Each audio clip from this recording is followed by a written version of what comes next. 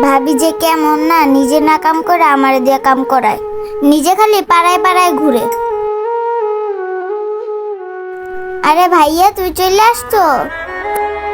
হ্যাঁ রে বোন, আমি চলে আসছি। বাবা বাবা, দেখো কি আসছে। কিরে মা, কে আসছে? আরে জীবন, আরে বাবা, হঠাৎ করে আসলা তুমি আমার না জানায়া? আরে বাবা আর বললো না, আমি যে অফিসে চাকরি করি না সেই অফিস থেকে হঠাৎ করে ছুটি দিয়ে দিছে।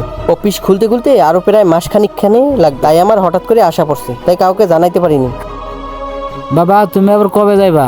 ভাইয়া, তোমার যে আমি বলছিলাম একটা আইফোন নিয়ে আসতে, তুমি কি সেই ফোনটা নিয়ে আসছো? হ্যাঁ রে বোন, নিয়ে আসছি তো, এই যে দেখ। আরে ভাইয়া, তুমি এটা কি ফোন আনছো? তোমার নামে একটা আইফোন আনতে বলছিলাম। এখন কি কেউ এগুলো ফোন দিয়ে টিকটক করে? টিকটক বানানোর জন্য একটা আইফোন দরকার।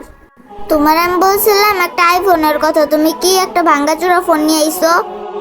ধরো তোমার ভাঙ্গাচোরা ফোন, আমার এই ফোন আর লাগবো না। যাই, আমি আমার কাজ করি গা। এতদিন পর বিদেশ থেকে আইসে, একটা ফোনও নিয়ে আসতে পারলো না। ধুর। বাবা সবাইকে তো দেখতেছি, কিন্তু তোমার বৌমাকে তো দেখতেছি না। ও বাবা, বৌমা তো একটু পাশা বেদ গেছে, আইসা পড়বো এখনই।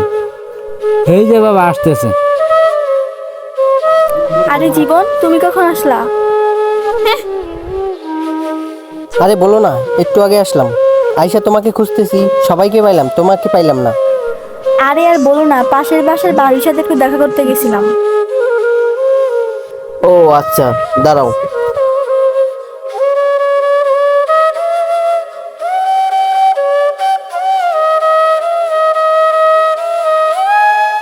এই যে ধরো, তোমার জন্য বিদেশ থেকে একটা শাড়ি নিয়ে আসছি। বাবা তোমার জন্য একটি পাঞ্জাবি আনছি। আমার জন্য পাঞ্জাবি? পাঞ্জাবিটা তো ভালোই আছে। তোমার কি শাড়িটা পছন্দ হয় নাই? আরে তুমি আমার জন্য কি নিয়ে আসছো? শাড়ি? আমার কি শাড়ি নাই? আচ্ছা বুঝলাম, শাড়ি নিয়ে আসছো, আর কি নিয়ে আসছো? আরে আর বলো না, হঠাৎ করে না অফিসটা বন্ধ হয়ে গেছে, তাই বেশি কিছু আনতে পারিনি। তুমি যখন বিদেশ যাও তখন আমি তোমাকে কি বলছিলাম? বলেছিলাম না আসার সময় একটা নেকলেস নিয়ে আসতে? নেকলেস না নিয়ে এসে আমার জন্য শাড়ি নিয়ে আসছো। আমার কি বাড়িতে শাড়ি নাই? রাখো তোমার শাড়ি, লাগবে না আমার এই শাড়ি।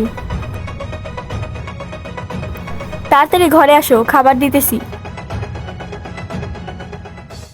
হায় রে, এতদিন পর দেশে আসলাম, না পাইলাম বইয়ের ভালোবাসা, না পাইলাম বাবা মার ভালোবাসা। বাবা রে, বউর কথা একটু মন খারাপ করিস না, কারণ বয়সটা তো একটু কম, তাই একটু অভিমান করছে।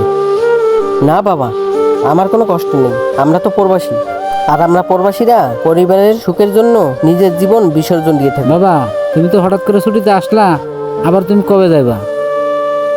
বাবা প্রবাসে না অনেক কষ্ট, আমার এই কষ্টের কাজ আর ভাল লাগে না।